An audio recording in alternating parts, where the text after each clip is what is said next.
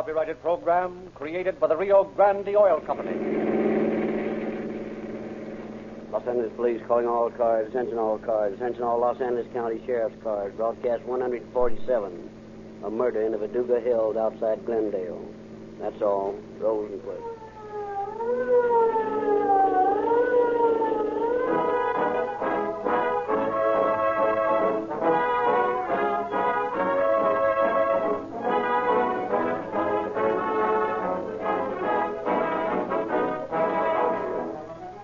All you people who listen to Calling All Cars would suddenly decide to try Rio Grande cracked gasoline, every Rio Grande service station tank would be dry in a few hours.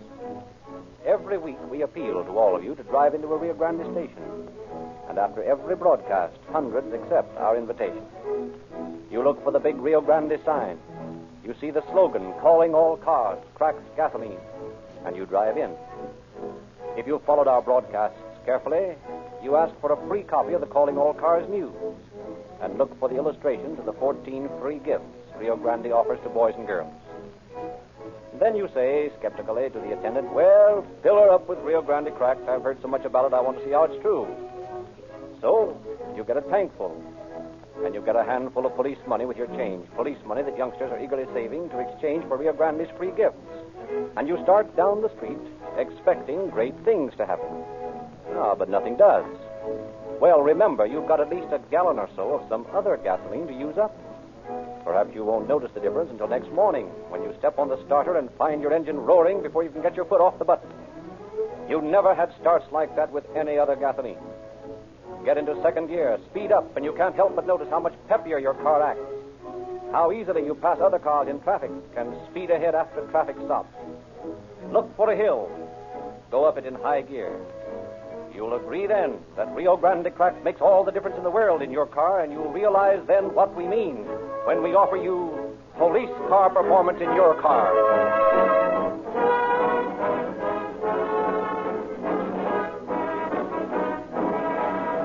And now it is our pleasure to present Sheriff Eugene Biscaluse of Los Angeles County. Sheriff Biscaluse. Good evening, friends.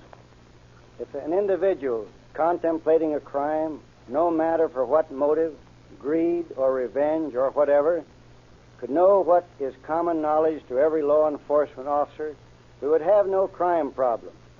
The lawbreaker in his ego thinks he can pit his intelligence against the combined criminal experience of a host of officers. Such a man hasn't enough intelligence. If he had, he wouldn't try to get away with it. Even the most daring gambler would hesitate to play against the odds which confront the lawbreaker. It is my hope, and I am sure the hope of other participating officers, that this radio broadcast has in some measure, during the nearly 3 years it has been on the air, served to convince the public of the futility of crime. You can't continue to get away with it.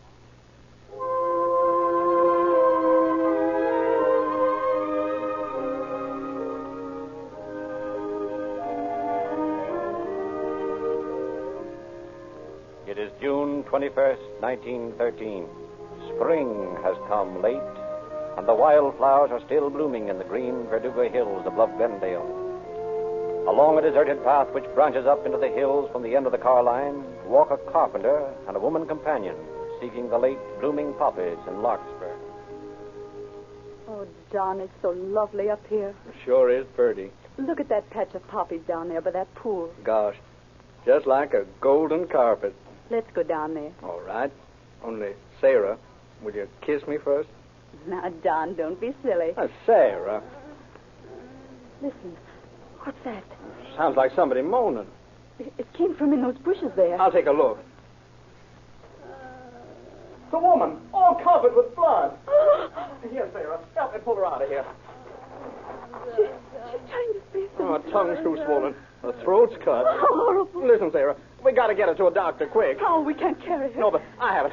I'll get down the trail to the nearest phone. You stay here with her. What will I do? I'm frightened. Now, don't go to pieces. Get her some water. See if she'll drink. Oh, John, don't leave me. I've got to. You take care of her. I'll be back just as soon as I can.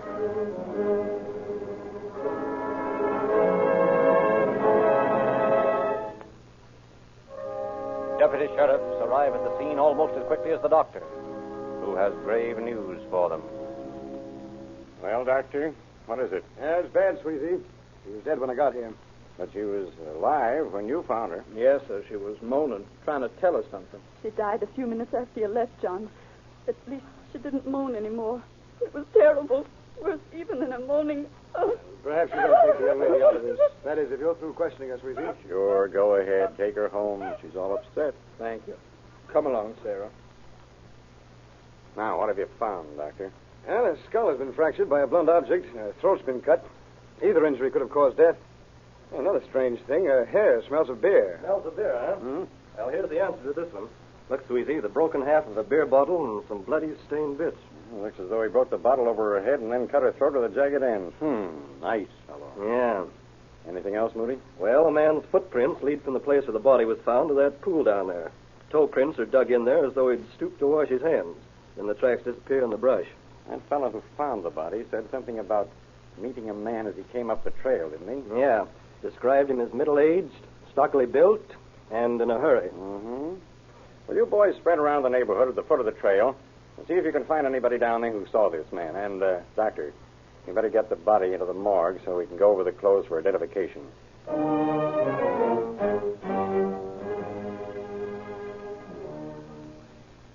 A squad of deputies comb the neighborhood at the end of Brand Avenue car line. Finally succeed in discovering a woman who says... Why, yes. I saw a couple go up at the trail about 2 o'clock. I was sitting outside on my porch. And what did they look like, ma'am? Well, the man was short, and sort of stocky and middle-aged. The woman was a little younger, fat, and her hair was going gray. They were arguing. Did you see them when they came back down the trail? No? Well, that is not the woman. Just saw the man coming back. When was that? Oh, about an hour later.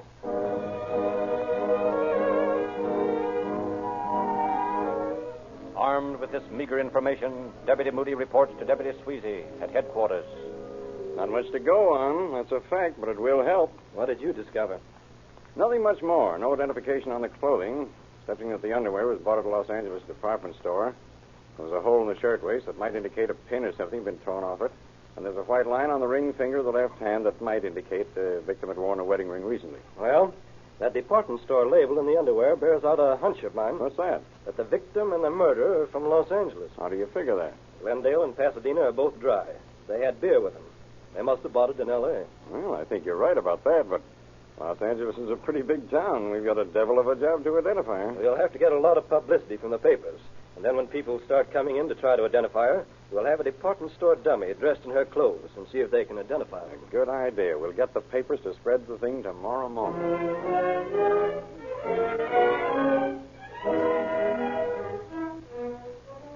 For 3 days, a throng of people flock through the morgue, view the mysterious body, investigate the ghoulish display of the model dressed in the dead woman's clothes, are unable to identify her. Then, on the Wednesday following the murder, the city editor of the Los Angeles Herald summons a young reporter, Jimmy Pope, now Judge Pope, of the municipal court, to his desk. Tells him to go out with the deputies investigating the crime and stick with them till they get the story. Young Pope, thrilled with the prospect of a big story, rushes out to the murder hill, joins the officers. It is a hot day, and after several hours of fruitless attempts to find something to write about, Jimmy decides to sprawl out in some tall grass and take it easy. But just as he sits down, he sees a young boy stoop over, pick up something from the ground, examine it intently. His curiosity aroused, he calls to him. Hey, young fellow, what you got there? Piece of paper? Come on over and let me look, will you? What for? Oh, I don't know. Just want to look at it, that's all. What do you want to look at it for, huh? Say, you're certainly full of questions for a young one, aren't you? Come on, let's see what you've got. I won't hurt it. How much will you give me if I do? How much will I give you? Say, what is this, a racket? Will you give me a nickel? I should say not. A nickel for a piece of paper? Come on now, be a good sport and let me see it. Sure. For a nickel? No. Hey, where are you going? Home? All right, Jesse James. Come here. Here. Here's a nickel for your precious piece of paper. Oh, boy. Hey, it's a brand new one, too, ain't it, huh? Sure, nothing but the best. Now give me the paper. Sure, here you are. A bit of black paper from a Kodak film. Say, mister, what do you want that piece of paper so bad for, huh? Oh, you got me there, young fella. I couldn't tell you. But there's one thing certain. Now that I've paid a nickel for it, I'm sure going to hang on to it.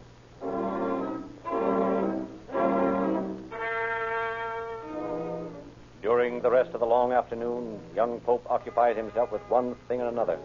picks up some scraps of white paper from under a bush, sticks them in his pocket for luck, and at last, just at sundown, the deputy sheriffs give him a ride back to town. Weary from the long day, he finds sleep impossible when he arrives home. So to keep his mind occupied, he mulls over the black Kodak paper, examines the scraps of white paper minutely. And the next morning, he presents himself to the city editor with no story, but a meager lead to one. What'd you get out there yesterday, Jim? Well, I don't know if it's worth anything, boss, but here it is. A piece of black paper off a roll of film and some scraps of white paper. I fitted the scraps together and pasted them on a piece of cardboard last night, and here's the result. Seems to be a receipt. Received of Mr. Larson, $50 deposit. Signed S. Hickson. Have you followed up on this, Hickson? Yes, sir. I've checked with the city directory. There's an S. Hickson that runs a saloon at 112 East 1st Street. Better go right down there and see what he knows about this. And I'll send Fitzgerald over to the morgue to ask everyone who views that body whether they know a Mr. or Mrs. Larson. While Fitzgerald races off to the morgue on the city editor's hunch, Jim Polk heads for the saloon on 1st Street. Morning, sir. Good morning. What do you have? Are you Mr. Hickson, the proprietor? Yes? I've got a receipt here I found. I wonder if you could tell me who this Mr. Larson is. I don't know. You signed this receipt, didn't you? Nope. That's not your signature? Nope. You must be mistaken, young man. I don't know any Mr. Larson, and I didn't sign that slip.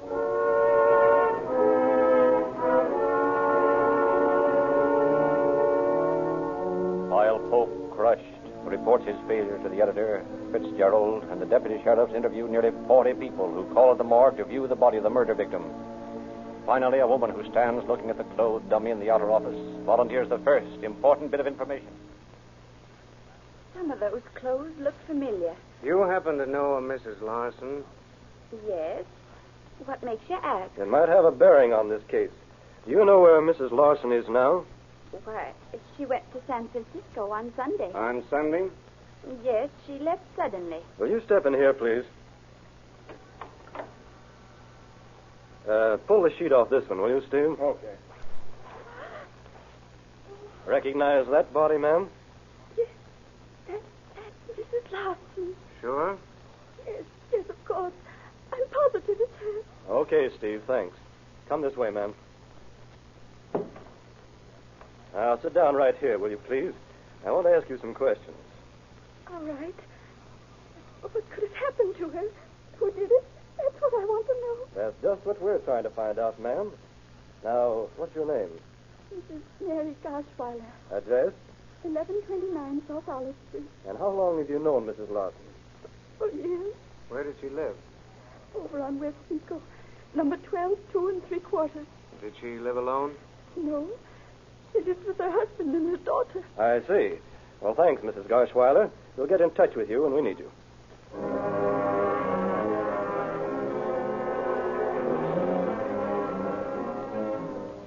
Acting upon the new bit of information, Deputy Sweezy and reporter Fitzgerald rushed to the Larson home on Pico Street.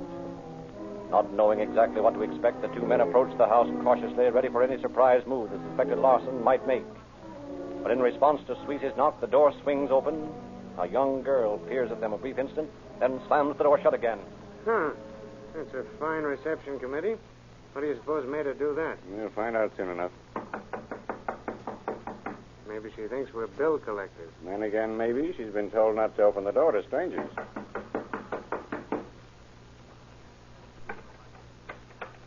What do you want? Are you Miss Larson? Yes.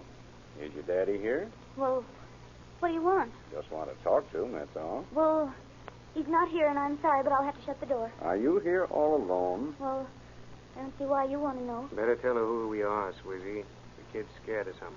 Seems that way, all right. Now, look, miss. I'm Deputy Sheriff Sweezy, and this gentleman's a reporter. We're not going to hurt you. Just want to ask your father a few questions.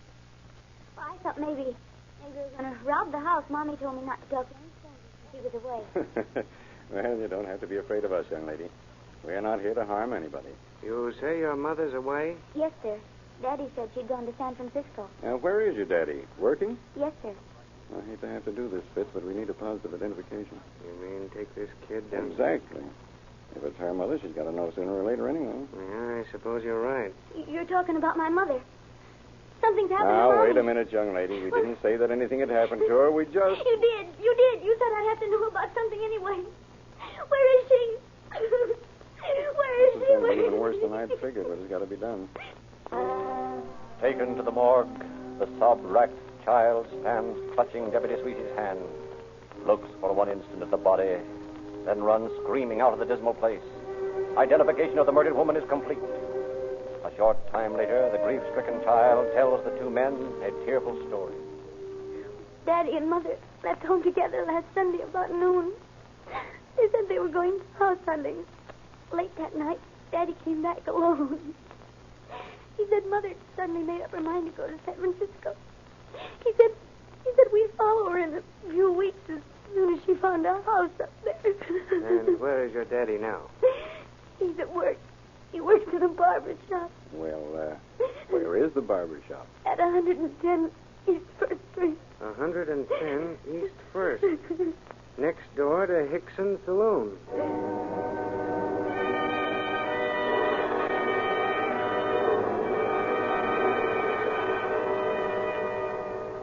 Having completed their investigation and gotten a scoop onto the press, reporters Fitzgerald and Pope accompanied Deputy Sweezy to the barber shop on First Street. Just have a seat, gentlemen. Just be 1 minute. We're looking for a man named Larson. Does he work here? Sure, that's him. Back of the last chair. He's shaving that policeman. Thanks. Murderer shaves policeman as sheriff's clothes in. What a headline, eh, Fitz? Don't be so bloodthirsty. They haven't proven a case against him yet. But they will. Your name Larson? Yes. Sorry to have to bring you bad news, Larson. But your wife's been murdered. What? Yeah. Just got an identification on that Verdugo Hills murder. The victim is your wife. Well, there must be some mistake. My wife's in San Francisco. I put her on the 1 o'clock train myself. Well, there must be some mistake. There's no mistake. Your daughter's already identified the body. You better come along with us to headquarters. We want to ask you some questions. While Barber Larson is slipping out of his white coat, reporter Pope ducks into the saloon next door and tells bartender Hickson the developments. Now, what I want to know is, what's the big idea of the runaround? Larson is a barber next door, and it stands to reason you know him. And that receipt I showed you is signed by him. Chances are he's guilty of the murder of his wife and will be hung for it. Now, why hold out on me? Well, I tell you, son, it's my business. I make it a policy never to know too much about the other fellow's affair, and never to talk about what I do know. Well, that's a very worthy policy, but when you're handling murder, it pays to tell all you know. I haven't got anything to hide. I signed that receipt all right. You see, Larson's foreman of the shop next door, and on Saturday nights he's always left in charge. He brings the cash in here when he closes up to keep in my safe over Sunday, and I give him a receipt for it. Then on Monday, he returns the receipt and I give him the money, which he deposits in the bank. One night he was in a hurry. He didn't wait for the receipt. I made it out anyway, and I put it with the money. He found it when he took the cash to the bank on Monday, and he intended to give it back to me, but he forgot about it. Later he told me he destroyed it. So what do you think? Did he kill his wife? I don't know. He was awfully stuck on some girl that wasn't his wife, I know that. That's motive enough. Thanks for coming clean, Mr. Hickson. I'll come back someday and buy you a drink.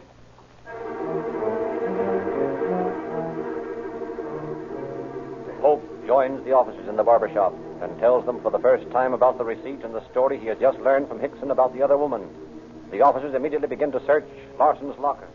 Well, here's one thing that may check. A wedding ring. Yeah, and what's that? It's one of those, what do you call it, watches? Chatelaine. Yeah, that's it, chatelaine. The kind that pins to a shirtwaist. You must have ripped that off her. Remember, the doctor said the shirtwaist looked as though a pin had been torn out? Yeah. I'll bet this is what she was wearing. Yeah, and look here.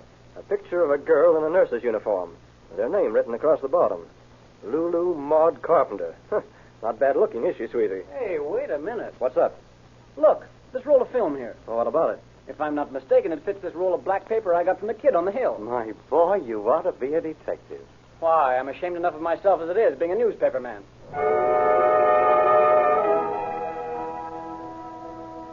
While officers are searching for the mysterious Lulu Maud Carpenter, Moody and Squeezy question Larson.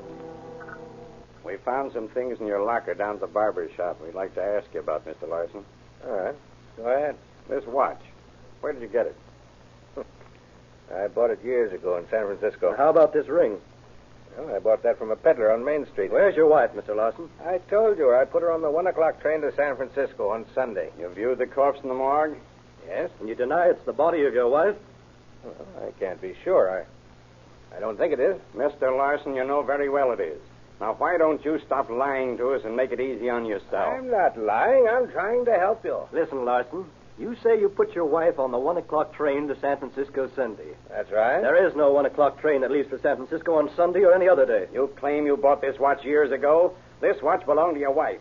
Your daughters identified it. You tore it off your wife's body after you murdered her with a beer bottle. You say you bought this wedding ring from a peddler on Main Street. Your daughter identifies it as belonging to your wife. It fits your wife's finger perfectly. You killed your wife, didn't you? You killed your wife because you were in love with Lula Maud Carpenter, didn't you? Well? I have nothing to say.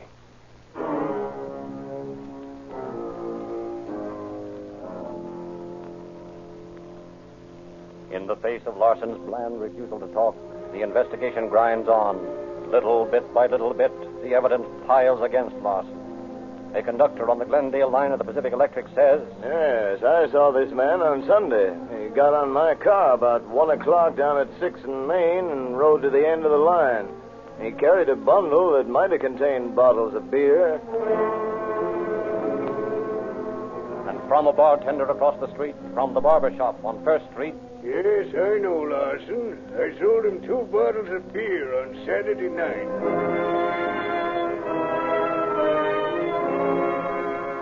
and then the word comes that the officers have located Miss Carpenter and are bringing her in. While Moody and Sweezy are waiting for her, the developed roll of film is delivered to them. Well, let's see what Mr. Larson's been photographing. Pictures of our friend, Miss Carpenter. Would you look here, Moody? These pictures were taken by that pool up in the hills. Sure, that's where young Polk got that black paper. Yeah. But can you imagine a fella like that? Takes his girl up in the hills one weekend and comes back the next weekend and murders his wife in the same spot? He likes the place.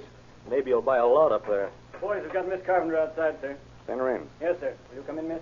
Thank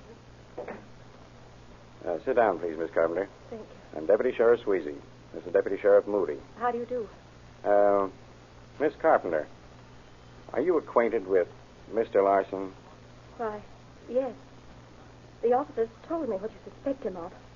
I just can't believe it. He was always so kind and good to me. Mm-hmm. Do you mind telling us, ma'am, all you know about him?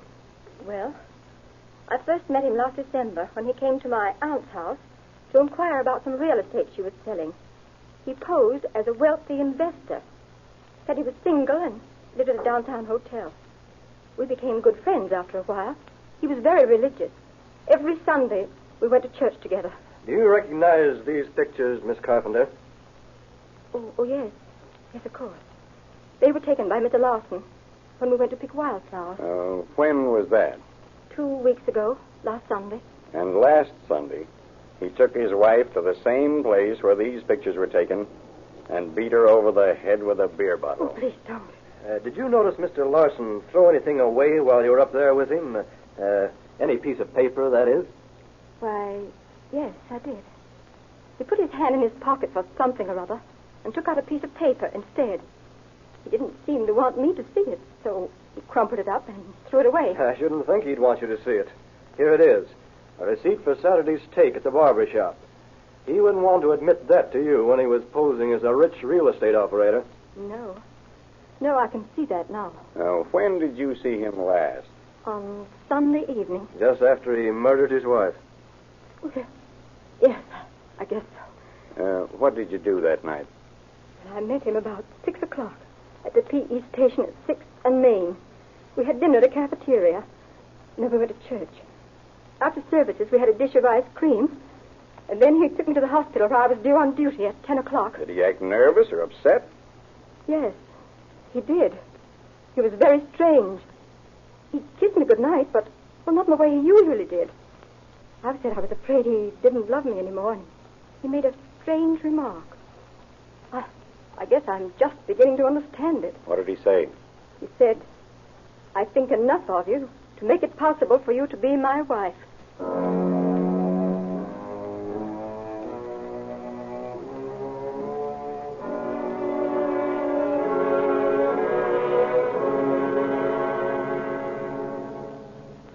damning statement, the evidence assembled by the officers and the two newspaper reporters, need only a second and even more damning statement to convict Larson of the murder of his wife. That statement is made by Larson's daughter on the witness stand. My mother told me once that if anything ever happened that she was hurt or killed, I mustn't let my father go free.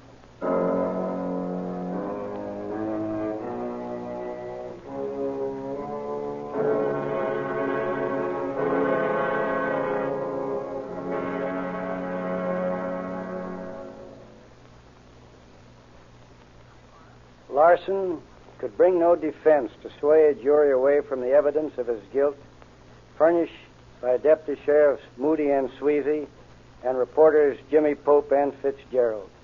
He was found guilty of murder in the first degree and in due time was hanged in San Quentin Penitentiary. Thank you, Sheriff Biscaluz. Sheriffs and police chiefs of California, Arizona, and Nevada unanimously agree that calling all cars helps prevent crime, and that Rio Grande cracked gasoline helps catch criminals.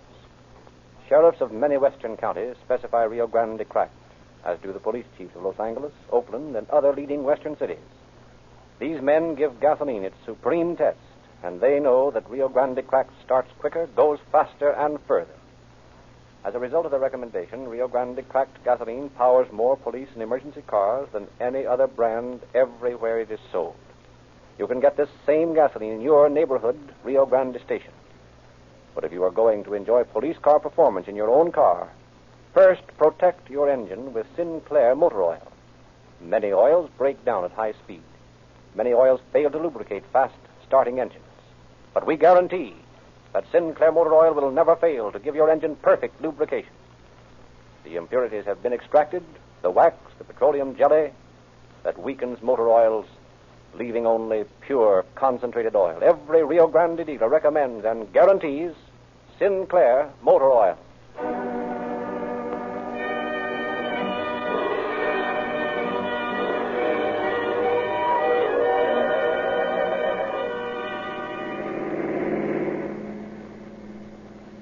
Calling all cars, attention all cars, attention all Los Angeles County Sheriff's cars. A cancellation broadcast 147 regarding a murder.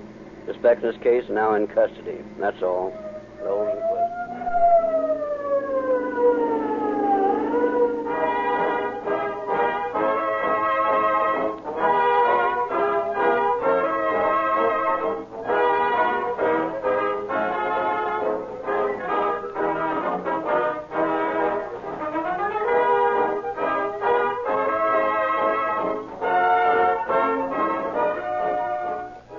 Your narrator, Frederick Lindsley, bidding you good night for the Rio Grande Oil Company.